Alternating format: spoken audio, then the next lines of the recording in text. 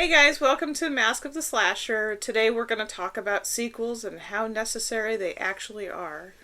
This is yet another discussion that Josh and I have on the regular about how important sequels are, and it's a very large debate within the horror community. Last night we decided to watch the newest Exorcist because it was on Peacock and we didn't want to pay for it in the theater, so why not just take advantage of this free service we have right now. Right, and that's one thing you'll find about us guys, I think, is that we're pretty picky about what movies we go to see at the theater.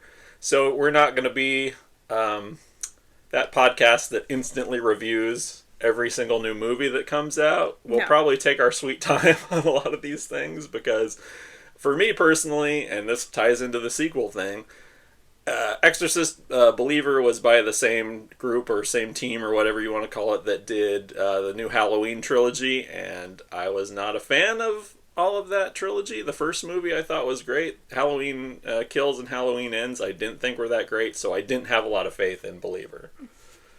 And I had high hopes. Because Exorcist is actually in my top 5 for movies, the original. So I had really hoped that this was going to be good. And I can honestly say, Yeah. We're going to give Josh's grandpa's rating. Yeah. It just wasn't, it started off decent. Yes. It started off with some hope, and they had a good storyline that they could use. But then we quickly fell down a hole of non-explanation, and then we went into the let's be overly dramatic and put in this huge backstory, which was really unnecessary. Very much so. And it was something that I thought of with the original Exorcist when I was comparing this, is that I'm sure everybody's seen the original Exorcist by now. If you haven't, go see it. Stop watching this right now. Go watch Exorcist. Yeah, instead. Jesus. Okay. But there really wasn't a lot of backstory in the original Exorcist that came out in 1973. All that we ever saw in there was that Regan's mom, the girl that gets possessed, Regan's mom, she was an actress, and she was filming on location in Georgetown, and her dad was just not in the picture. That's it. That's all we got out of that. And Regan was just a good girl, and she did art projects, and she happened to find a Ouija board in the house. Don't put Ouija boards in your house. And that was pretty much it. Yeah, and I kind of think actually that not knowing why makes it scarier. It does, to me. Because we have decided in these days that we need to have a backstory for everything and expand on everything. And I don't feel like we really need to. Yeah, things are like, everything is like overly explained now. Yeah. And if you go online, horror websites, comic book websites, all kinds of movie websites, it's always the ending of such and such movie explained. Yeah. And we don't need that. We don't. You know? I mean, I like to analyze it. Between Josh and I, we will analyze things, but we don't need to have tomfoolery go and explain something to us. Right. It just doesn't, it takes the fun out of it. Agreed. So, as far as the Exorcist series goes, I had already seen, of course, the first and the second one. And I actually kind of like the second one, but it's for stupid reasons. It's just because I really like the weird honeycomb design of... Oh yeah, that office or that building that they're in. Yes, it's so weird, but I love it because it just reminds me of just like IKEA. So I decided for science that I would watch The Exorcist 3. Josh really likes that one, but doesn't like the second one. So I went ahead and watched it one day and did my homework. And I have to say that I actually do like the third one for the most part. About 90% of it I liked. I liked the fact of the humor. I liked George C. Scott. There was just a different storyline than what you would anticipate. And the movie was made in 1990. And there was a lot of story behind racism and things like that I was kind of surprised, because back then people did not discuss that in movies as much as we do these days. So I was pleasantly surprised at that. Mm-hmm. What I did not care for in this movie was the long-winded dialogues. And I was like, am I watching a Quentin Tarantino movie or what? And I honestly got bored and started looking at my phone at those points. And I know that we have an attention span of flies these days, but it really just was like, oh my gosh, just shut up already. Yeah, there are some parts of that movie that do drag. Movies like The Exorcist are just, it's lightning in a bottle, you know. It's the very definition of lightning in a bottle, and it's so hard to capture that a second time, let alone a third, fourth, fifth, you know, and so on. Well, and the ambiance of the first one is so dark and moody, and it just has a feeling. And they tried to capture that in this newest one with having scenes out in like a park setting where it was fall. And it would kind of remind you of just, you know, like the fall, whatever, you know, that was going on during the first one. Yeah. They were trying to, there was a lot of throwbacks to the original, which were poorly done in my opinion. Yeah, the first one to me feels very claustrophobic. In that you really feel like Ellen Burstyn, her character, is very alone in that situation and very trapped. And I did not get that feeling with this one at all. It was like they tried to do that, but they just didn't have the know-how to pull it off. Yeah, they failed pretty bad. Yeah. As far as some other throwbacks that were in it, it was just some lines that were said in the original movie that I can't repeat, but it was weak sauce. It was weak sauce, and it was disappointing, and we were once again very glad that we did not pay $30 to go to the movies.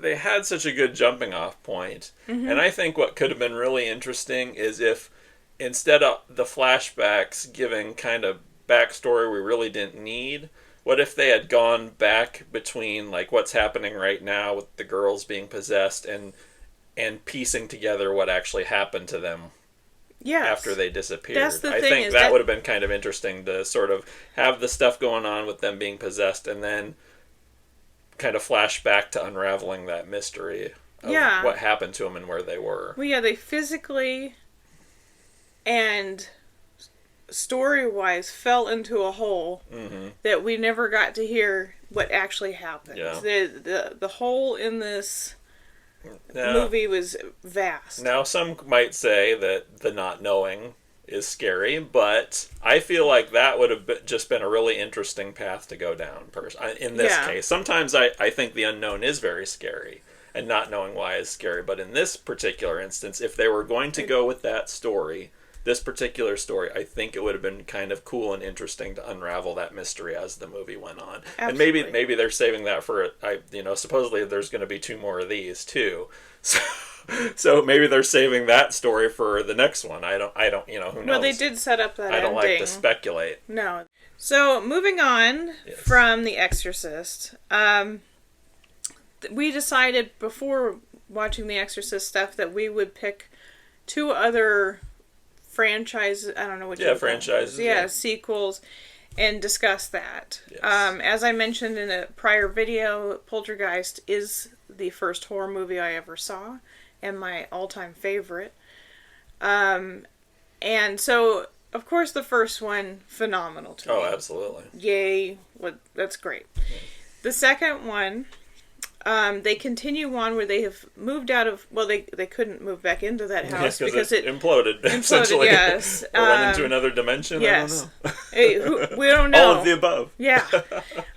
So they're living with their grandma. They're living with her and trying to get their life back together, and they're having a hard time. And Craig T. Nelson, who plays the dad, he has a drinking issue.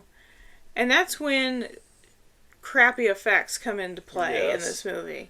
Craig T. Nelson's drinking problem created one of the dumbest scenes I've seen in a long time, and that would be the tequila worm coming to life. Yes. Which kind of reminded me of Beetlejuice becoming the banister. Right.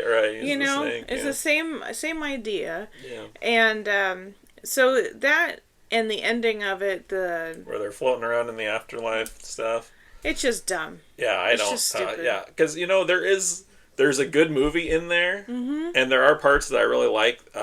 And I apologize, I can't remember the actor's name, but the gentleman that plays Reverend Cain in that movie is amazing. Fantastic. And that's it's so sad that he was dying of cancer while that movie was going on, because he was excellent in that. Yes. He was so scary. I think that he was the core of that movie, and that's what I was going to say, is out of this entire movie, I think Cain was probably my favorite part, because it finally put a face-ish to whatever was trying to pull Carol Ann in before. Right. And ultimately did. I mean, all they mentioned in the original movie was it was the beast. Mm-hmm. You know, obviously implying that it was Satan or something along those lines, the devil. And so Cain basically embodied that whole thing. But he just was eerie, and it was probably because of his illness that it made him look a little bit more eerie. Yeah. Mm-hmm. But I have to say that one of my sister and my favorite lines from that second one, they're having a discussion through that weird screen door thing where he's trying to come in, and that was but all he says is, because I'm smart. Yeah. And we just think it's funny, and we still say it to this day. So, moving on to the third one. Yes. The third one, a lot of people don't like. I love it. I don't think it's bad at all. No, I know. Well, we're smart. Because we're smart. Oh, yes. It's the storyline is totally different. Carol Ann has now moved in with her aunt and uncle, who is Tom Skerritt. And Nancy Allen. Yes. So it's in a high-rise condo building that also has a shopping mall below, which is rad. Yeah. By the way, I always thought that was cool, and I was like, gosh, I want to live in something like that, except for the earthquakes. But other than that, and because it's in a totally different vessel, I guess you could call it, and has all the mirrors throughout it and all that, they were able to play on a lot of stuff. Yeah. And the pool scene, they brought back the scary idea of a pool like they had in the first one, which I thought was cool to have. It was a totally different situation. It's one of those things where it could have stood on its own. Right, I agree. And I think they were smart. There it is again. Because they're smart. Yes. I think they were smart to do something totally different instead of more of the same. And I think that's a big problem. It's a risk to do that. It's a risk because there's a fine line of rehashing and more of the same, or totally changing things up and losing people that liked the first one, because because it's totally different now. But in this one, I feel like it paid off personally. Absolutely, and I really wish people would give it a second chance. We've mentioned before growing up with HBO, so you had like 4 movies to choose from, and they just replayed. And so that's how I got to see this movie. Right, yeah, it was on a lot. It was a lot, and it's a great movie. Yeah, it's a great, and I think there's some nice conflict in there with Nancy Allen's character, doesn't really like Carol Ann or thinks she's weird or whatever, I think there's some good, like, family conflict in there mixed in with the horror aspect, so I think they did a really nice job there of kind of making the plot interesting, Yeah, and not bringing back other characters again. They didn't have to. So, what were you going to talk about? I was going to talk about Friday the 13th. Okay. Over the Halloween season, I mentioned this in a previous episode, I decided to watch all the Friday the 13th movies because I was not sure if I had actually seen them all. Why? Why would you want to torture yourself? I did not partake in this torture. Because there are some gems hidden amongst those movies. Now, I will say that, I think I said this in another episode, every year of the 80s but 2, they cranked out a Friday the 13th. And it definitely shows that they were just cranking out these movies without much, much love or thought being put into them. Yes. The first one, fantastic. Loved the first one. Kevin Bacon, that's right. And, he got footloose and stabbed. And Mrs. Voorhees, that performance is one of my favorite performances in all of horror, because it's just, there's this kindly old lady and just turns, Yeah. and she does it so well with that little monologue about Jason, And she's got those big cheddar teeth. Yes, yes. What a fantastic. That's one of my favorite horror performances of all time, I think. So, Yeah. so I guess, I just wanted to kind of see.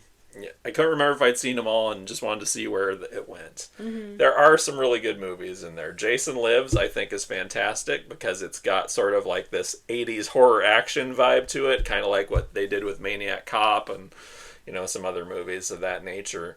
That one's really good. I like that one a lot. Jason looks really cool in that one. He's finally, we get the fully undead, zombie-esque Jason, unstoppable Jason, if you will, in that one. And he looks really cool in that one. The New Blood, which is right after Jason Lives, that's probably the best makeup job. Not my favorite movie, but as far as how he looks, he's all like, he comes out of the lake and he's all wet. His clothes are all tattered and shit. And when they knock his mask off, it's like this rotted half skull kind of situation. Yeah. Going, oh, he looks fantastic in that movie. Some of the other ones, man, Jason Takes Manhattan. That one's rough. I saw a couple. They should have just called it Jason's Big Ass Boat Ride, because they don't even get to Manhattan until like there's 30 minutes or so left in the damn movie. I mean, it should have been called Jason Takes a Cruise. I don't know. But my God, that one is not good. The makeup is atrocious. He looks pretty cool in that one too. And Kane Hodder does a fantastic job. He's obviously the best Jason. Everybody knows this. I don't have to go over that. Oh, and then you've got, of course, Jason Goes to Hell, which is just the worst. One of the worst movies I've ever seen, honestly. Really? It's so bad. Like, Jason's barely in it, because it's like he's possessing all these other people. Oh, it's it like, was that one. And it's like, no, Jason's not some little snake that crawls into people or whatever that thing was supposed to be. Some little weird demon. He's an unstoppable killing machine, and that's the Jason everybody wants to see, Yeah. Not this little weird, he's possessing all these different people. That was just stupid. Possession. And then at the end, you finally get actual Jason, and these huge Muppet arms drag him down to hell, and it's so stupid. It's so stupid. And the only good thing about that is at the end, Jason's mask is laying there on the ground, and Freddy's glove comes out of the ground and pulls it down. That part's cool and teased, obviously, Freddy versus Jason, which I'll get to in just a second. But yeah, that movie's totally worthless. I mean, so there's a lot of junk in that movie, or a lot of junk in that franchise, but there are some great ones. Freddy versus Jason I actually really like a lot, because, and you'll hear, I said this several times in the previous episode, you'll hear me say it a lot about movies I like.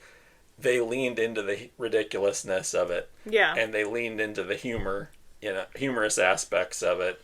I did actually watch some of this. Not all of it, but I did watch some of it just because of the fact that Freddy Krueger was in it, and, Nightmare on Elm Street being my second favorite horror movie of all time. And the one-liners were beyond ridiculous. Yes. And more so than they are in any of the Nightmare on Elm Street movies. Right. Yeah. Robert Englund really hams it up in this one, and he was right to do it, because it makes the movie fun to watch. It's a great contrast, Freddy just going crazy throughout this movie, and then you've got Jason kind of the hulking. He's like a living embodiment of a bolt thrower song in this movie. He's just rumbling, unstoppable force, and then you've got Freddy just going wild in it. I like this movie a lot. I give it 2 thumbs up because it's just so ridiculous. I can't not like it, Yeah. That's a good one. So a lot of garbage in the Friday the 13th franchise, in my opinion, but there are definitely some high points, and I want to quickly mention the Never Hike Alone series, which is a series of fan films that were done. And honestly, they're pretty, most of them are pretty short. I think the longest one's a little over an hour, but they blow away so many of the sequels. And the reason for that is because they're done with love by somebody who by a fan cares about what they're doing, a true fan of the franchise, somebody who really cares about what they're doing and put all their love into it. Shout out to those guys. those Never Hike Alone films are fantastic. We'll put a link in the description for this, so you guys can go and see the newest those. one just came out. It's really good. The last franchise I want to talk about, because of the recent news of this, is Scream. Yes. Scream was something that came out, I think, when we were in high school. Yeah. And it is very near and dear to our hearts. Absolutely.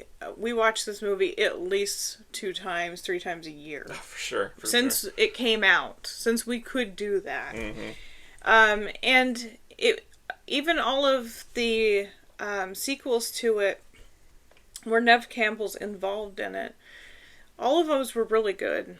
The sequels that came out from the original Scream movie, there was 4 of them from the original sequels, and the last one was 2011 for the 4th one. And it could have ended there, should have ended there, in my opinion.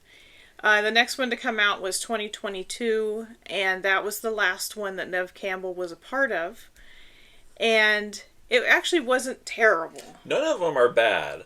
Now that Jenna Ortega and Melissa Barrera have both pulled out from this movie for whatever reason, I'm not getting into that part of it because I don't. There's no need, and it's been all over the horror websites. Yeah, you can go read about it. Social media and all that stuff. I really just feel like it should just stop. Right. It should have stopped already. It should have stopped at 4. We were good. With sequels, the best analogy for them can be beating a dead horse. Oh, absolutely.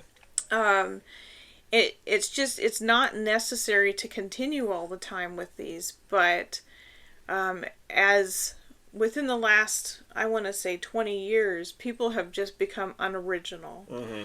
And they just keep borrowing from previous ideas and just milking that franchise as much as humanly possible. And in return, they come out with garbage. Right. And this happened in the 80s. Right. With, obviously, with the Friday the 13th thing, Nightmare on Elm Street, any of the holiday-themed horror slasher films. It's just milking what the original thing was, thinking that they can continue on with it and it's going to be okay. Unfortunately, Halloween 3 should have been a lesson learned for a lot of people, and it was done so long ago, they should have learned that it doesn't always work and it's not always the best idea. Yeah. And we've discussed Halloween 3, that, as a standalone it was great, and that's what should have been learned, is that just do it as a standalone. Yeah. Come up with your own thing. You could still borrow from the original story, but don't make it as a continuing going on forever and ever. Well, yeah, I mean, the problem is, these movies were money makers. And so, of course, Hollywood's going to keep pumping things out if they know they can make money off of them. Yeah. And now the problem is that our generation is getting to our nostalgic phase. You know what I mean? So Hollywood's going to play into that. Yes, they absolutely have. But the amount of merchandise that's come out the last couple of years for this stuff has just blown up. Yeah. Chucky, Trick or Treat, Nightmare on Elm Street, Jason, Scream. There's a lot of Scream stuff out there. There's a lot, and Halloween, and you can see this at any Spirit store, or everywhere, really. Everywhere, It's at Spencer's, Hot Topic, even on Amazon you can buy stuff. Yes. It's everywhere. The market's flooded with this stuff. Well, and then on top of that, Universal Studios with their Halloween Horror Nights, they milk it on top, with everything else. So, and I would just say, there are some companies that do really good merch, really well-made, really thoughtful merch, Cavity Colors, Fright Rags. Yeah. Companies like that are actually run by people that love horror movies. Mm-hmm. You can tell when they come out with something, there's a lot of thought and love put into the designs and, things like that. But so much of it is just, so much other stuff is just being pumped out for hoping that some people are going to snap it up because they're nostalgic for it. And it's like Kiss of merchandise. Yes. Or dare I say the Misfits. Oh, sorry, guys, I love the Misfits, but they will slap that Crimson Ghost skull on anything and everything that they can.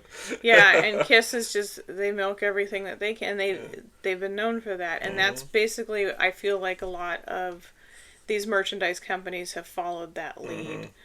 And it's sad because when you oversaturate a market with things like this, with sequels and merchandise, it makes it not so special anymore. Yeah. It's kind of like, why are there 4 gazillion Starbucks? Yeah. It's not special. Well, it's not special to us, but it's not special anymore to other people either who actually enjoy coffee. Right. And I think that they are ruining a good thing by continuing to just... I mean, I will honestly say I was ecstatic when you start seeing Nightmare on Elm Street stuff, because I was trying to find it way before. Right. And I had to order a shirt. It was a tank top. Mm-hmm. That I'm pretty sure, I think it came from Africa through Amazon. I think that's where it took forever to get. And that was years ago. And so now for it to be a little bit more accessible is nice to an extent. Yeah, sometimes it's fun. But when Walmart is putting it out, right. then I start to question it, because it's like, And sometimes it's fun. It's like, oh yeah, I'll buy the $8 Friday the 13th shirt from Walmart. Sometimes it's kind of fun to just be able to just go to the store and buy that stuff. But sometimes, but when's enough? And that's really what it boils down to with sequels. When to stop. To wrap this up, as we've said in the beginning, that the horror community, we all hem and haw over the whole, whether or not sequels are good, remakes are good, any of that kind of stuff. Mm-hmm. Dare I say, Rob Zombie Halloween remakes, which are amazing. I don't know if I'd say amazing. Amazing. Anyway, but, and they're there for us to enjoy. If we didn't have all these crappy remakes, we probably, and sequels for that matter, we probably wouldn't have such a huge horror community. True.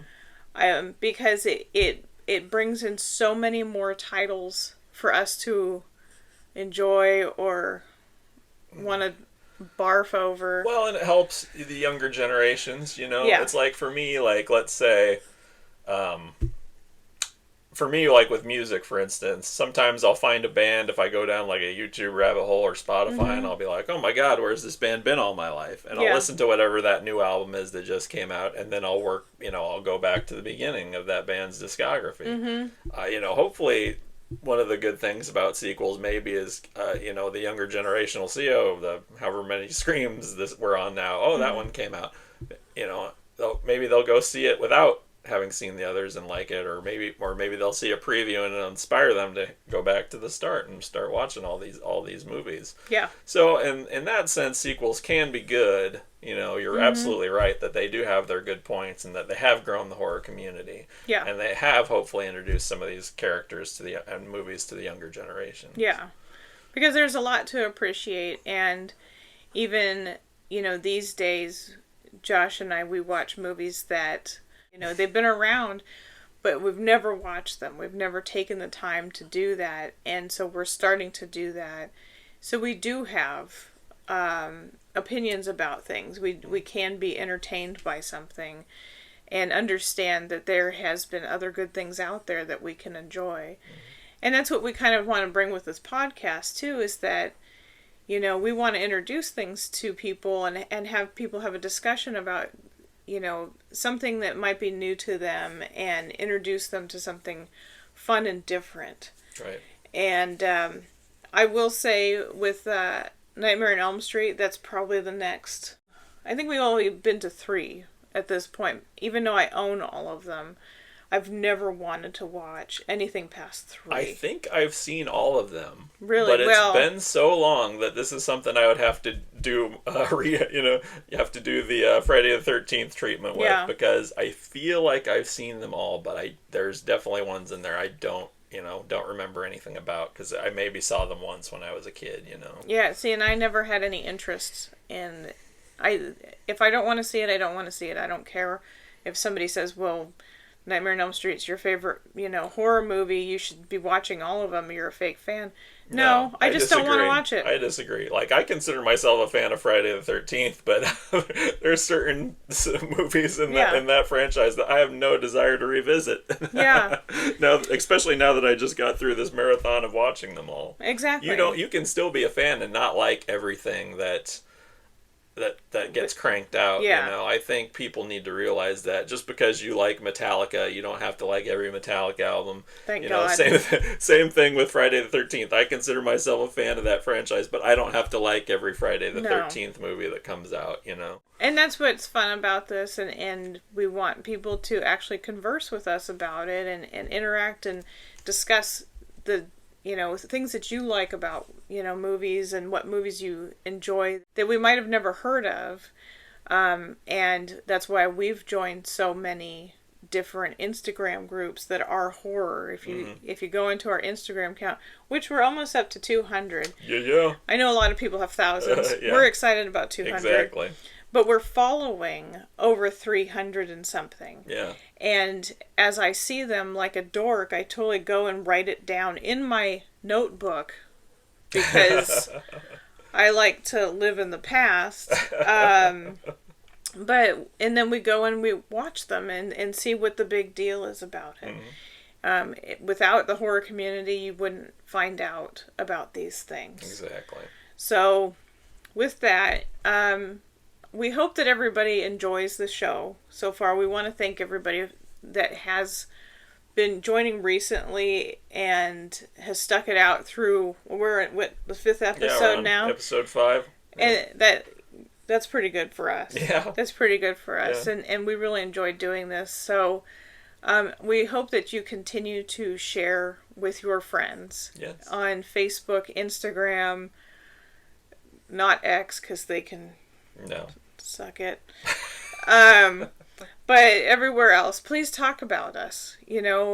Bad, good, whatever you want. But we want you to enjoy the show, so interact. So until next week, we'll see you later. Thanks, guys. Bye. Bye.